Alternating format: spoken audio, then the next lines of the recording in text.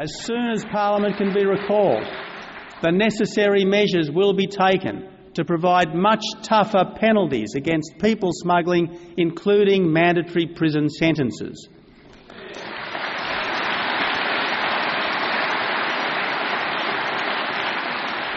We know that existing penalties are clearly not a sufficient deterrent because under Labor the boats just keep coming. But under the Coalition, every convicted people smuggler will spend at least a year in prison, and the worst offenders and repeat offenders will face a minimum of 10 years behind bars.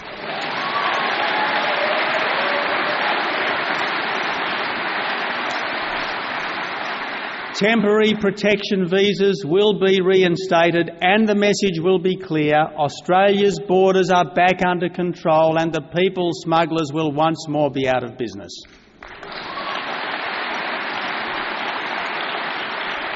From day one, under a coalition government, the mining industry could do again what it does best: creating wealth and employing hundreds of thousands of Australians without the threat of an investment-killing, jobs-destroying, great big new tax.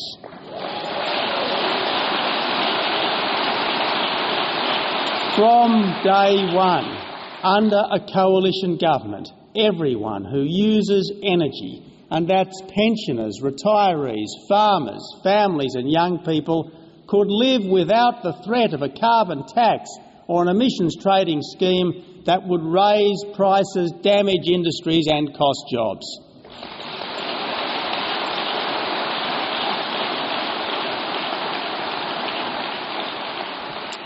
In week one, ladies and gentlemen, a debt reduction task force will be established. It will be co-chaired by Joe Hockey and Andrew Robb to get to the bottom of Labor's waste and mismanagement, to see the real state of the government's books and to prepare a comprehensive plan to start repaying Australia's $90 billion debt.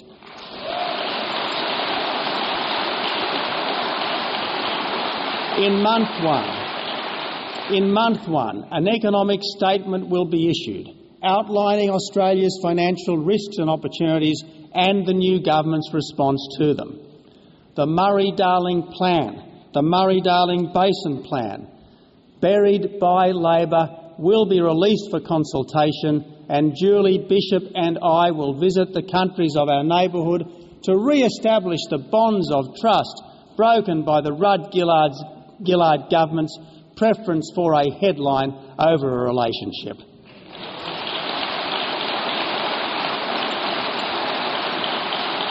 The introduction of a fair income paid parental leave scheme is the obligation that a serious political party owes to modern society, and that an aware political parent owes to his three daughters.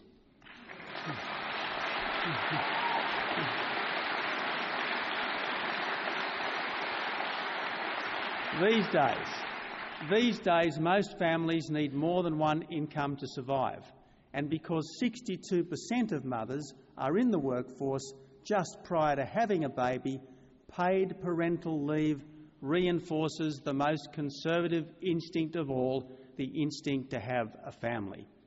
It's good for women.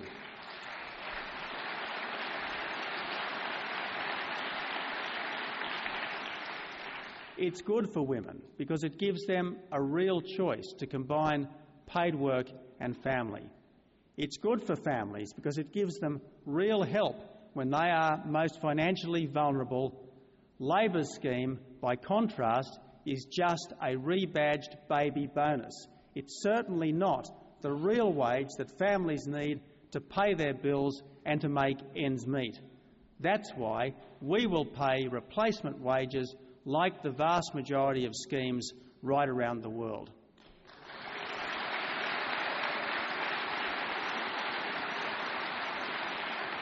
Our paid parental leave scheme is good for business because government will manage the paperwork and pay employees directly. Labor makes employers the paymaster, and that's an extra burden that small business should not have to cop.